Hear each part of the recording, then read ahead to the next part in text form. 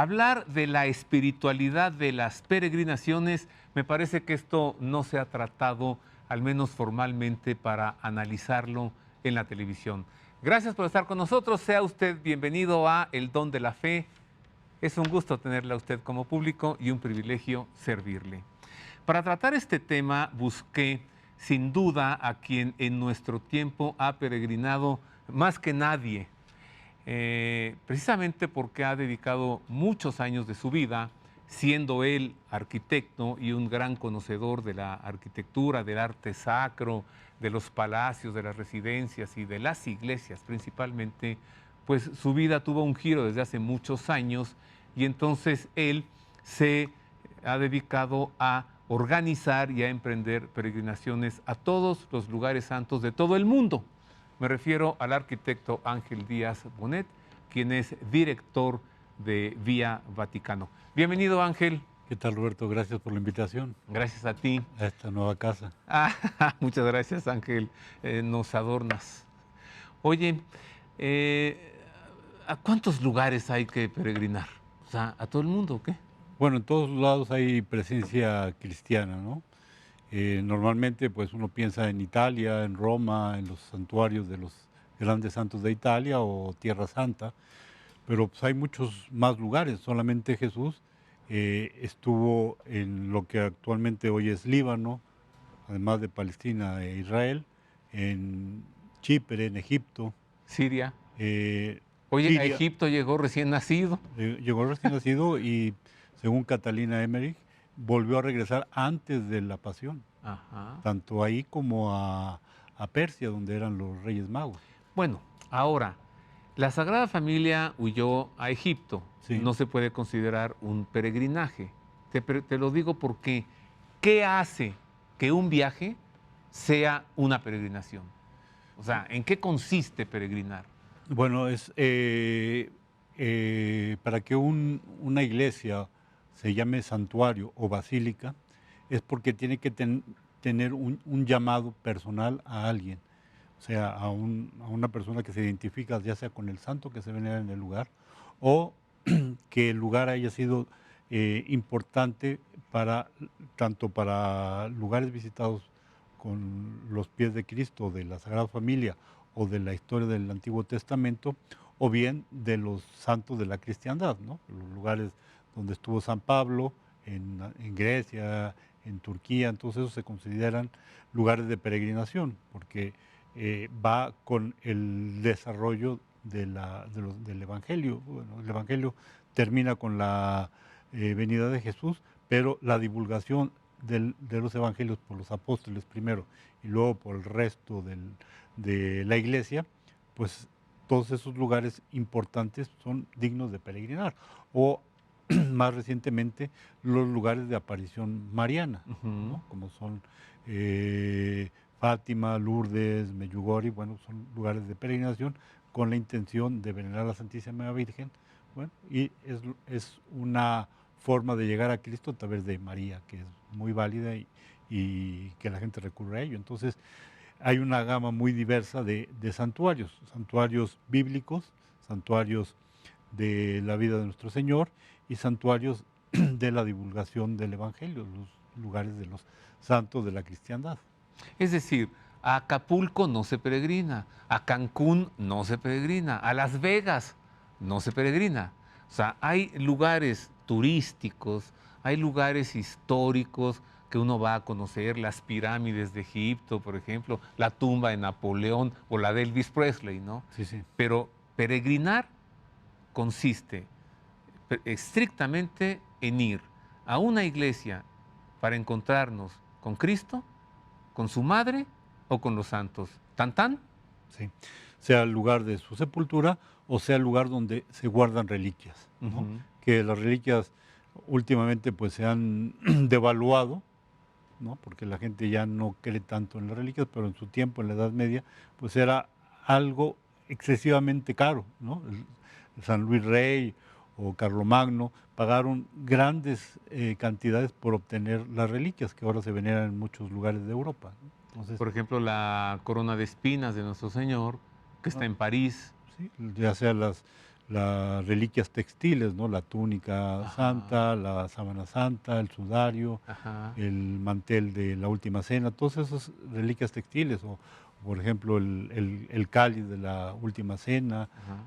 y así como huesos de santos o los cuerpos completos, ¿no? Hay muchos cuerpos incorruptos de santos, entonces todos esos lugares son también lugares de peregrinación porque uno va a pedirle la intercesión de los santos al favor del A peregrino, ver, ¿no? O se como expiación, peregrina, ¿no?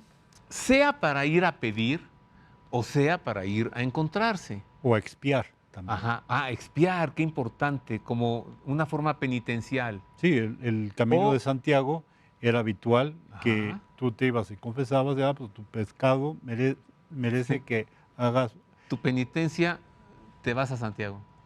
porque en el peregrinar tienes esos dos, el encontrarte contigo, encontrarte con la divinidad, ¿no? A ver, a ver, a ver. Esto ya se está poniendo más interesante. Esto no sabe a jugo de tomate. A ver, en una peregrinación uno busca encontrarse con Dios, pero ¿escuchó usted eso?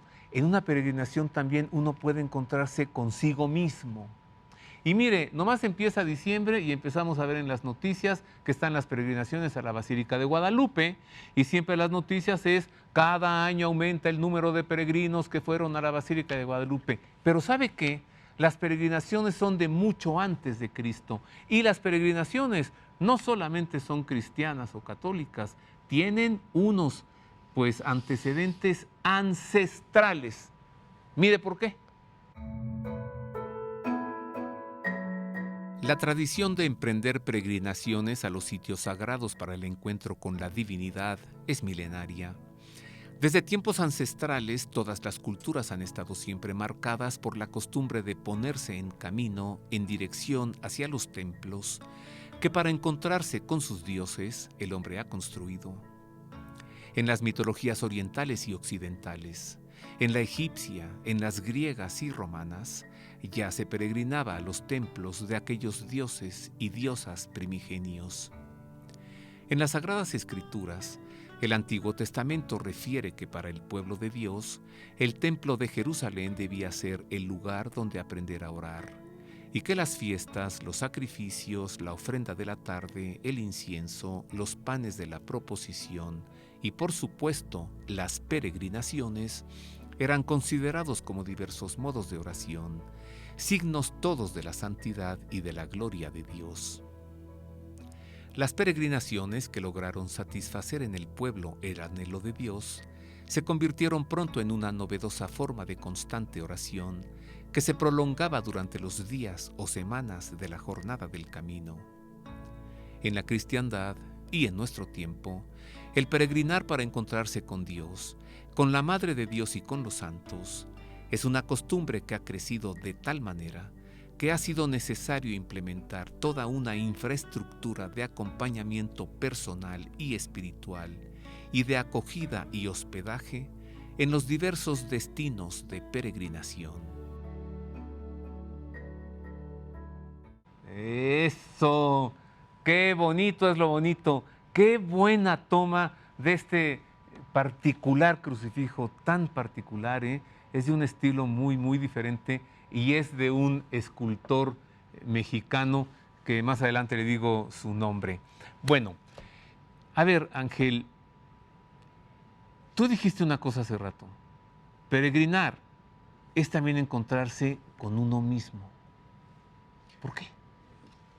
Bueno, porque buscar el sentido de la vida, tu vocación, el llamado que te hace Dios, es el preguntarte qué es lo que yo quiero, qué es lo que tú quieres para mí, ¿no? Entonces el momento en el que vas caminando, el que vas transportándote, ¿no? Antes se hacía caminando y hacían meses para llegar a un lugar, y entonces ese tiempo de aislamiento, de meditar, de pensar, te iba abriendo a la espiritualidad, ¿no? Ahora es muy utilizado en el Camino de Santiago el que no cristianos o muy poco metidos en religión buscan ese encuentro consigo mismo, ¿no? Pero no es solamente contigo mismo, es un encuentro contigo para llegar a la divinidad, al Creador, a Dios, a Jesucristo. Entonces, es interesante el hacerlo de esta forma, pero más cuando lo unes a tu fe, ¿no? Entonces, cuando te encuentras, peregrinas, y además ese largo camino que a veces no llegaba la gente porque se moría en el camino, eran asaltados o robados o las fieras o lo que sea, era muy peligroso. Sabías que salías, pero no sabías si ibas a regresar Ajá. y te ibas a expiar, ¿no? Entonces era un viaje difícil, arriesgado, muchas veces te enfermabas, ¿no? Para llegar a una cosa que ahora no se entiende, ¿no? Ahora sí se ve muy bien, me voy a aislar un poco de este tiempo, pero si tú añades ese encuentro personal que tienes contigo mismo, con Dios, y lo haces con una vocación de ir a pedir algo, de ir a expiar, a pedir perdón sobre todo, porque eso ya lo hemos olvidado. Creemos que todo es bueno y que no hay infierno y que no hay castigos, ¿no? El problema de estos tiempos es que hemos perdido mucho el sentido de la religiosidad. Desde nuestro punto de vista católico, pues sabemos que lo último es, la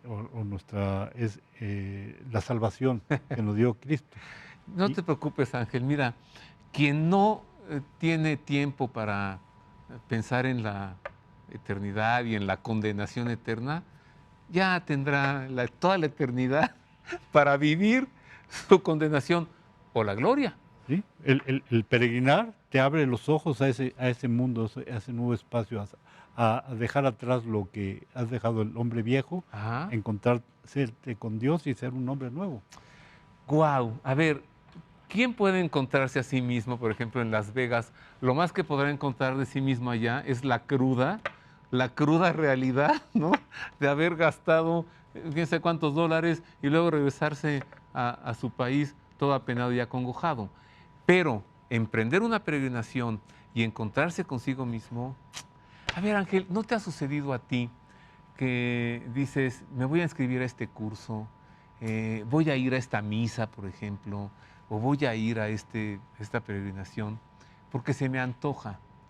Y luego, ya que estás allí, descubres que no fue porque se te antojó, sino porque Dios te puso allí. Exactamente. O sea, ¿cree usted que va en esta peregrinación porque quiso? No. Está allí porque Dios quiso que usted estuviera allí. Como cuánta gente no lo ha dicho. Es el llamado. Fui a Medjugorje porque la Virgen me quiso llevar allí. Es el llamado. Sí, y muchas veces aún en contra tuyo, porque va la señora y el marido, no, yo no voy porque, pues, no, que yo prefiero ir a Las Vegas, ¿no? Bueno, total, llega a ese lugar Sí. y luego es el que más duro Ajá. está afectado por ese encuentro, ¿no? Una conversión que en ese momento te cae de peso. Ándele. O un retiro. O un retiro. También, es la otra forma. Bueno, decíamos que el origen de las peregrinaciones se pierde en la memoria de los tiempos. Son ancestrales. Pero ya en la cristiandad, ¿qué encontramos en el peregrinaje? Esto.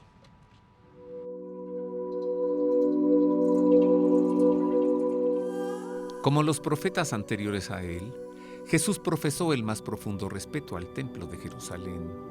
Fue presentado en él por José y María 40 días después de su nacimiento. A la edad de 12 años decidió quedarse en el templo para recordar a su madre María y a San José que se debía a los asuntos de su padre. Durante su vida oculta peregrinó allí todos los años, al menos con ocasión de la Pascua, y su ministerio público estuvo acompañado por sus peregrinaciones a Jerusalén con motivo de las grandes fiestas judías. En la vivencia del cristianismo, el creyente es llamado a hacer promesas a Dios. El bautismo y la confirmación, el matrimonio y la ordenación las exigen siempre. Por devoción personal, el fiel devoto de Jesucristo puede también prometer a Dios un acto, una oración, una limosna o una peregrinación, pues la fidelidad a las promesas hechas a Dios es una manifestación de respeto a la majestad divina y de amor hacia el Dios fiel con quien anhelamos encontrarnos. En la práctica religiosa, además de la liturgia sacramental y de los sacramentales, la catequesis debe tener en cuenta las formas de piedad de los fieles, pues el sentido religioso del pueblo cristiano ha encontrado en todo tiempo su expresión en formas variadas de piedad en torno a la vida sacramental de la Iglesia, tales como el rezo del rosario y el Vía Crucis, las danzas religiosas, las medallas, la veneración de las reliquias, las procesiones, las visitas a santuarios y las peregrinaciones.